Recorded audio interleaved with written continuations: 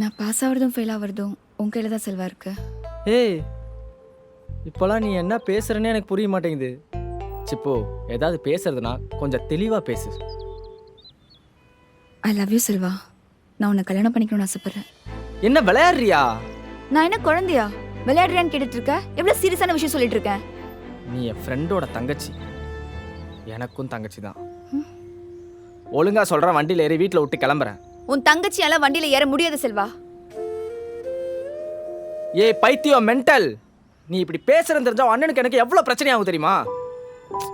ஒழுங்கா சொல்கிறேன், வண்டியில் ஏறு. மறுபடியும் சொல்றேன், உன் தங்கச்சியால வண்டியில் ஏற முடியாது. நான் உன் ஜோடி அவனு தான் பார்க்குறேன். இப்போ சொல்லு, வண்டியில் ஏற வா.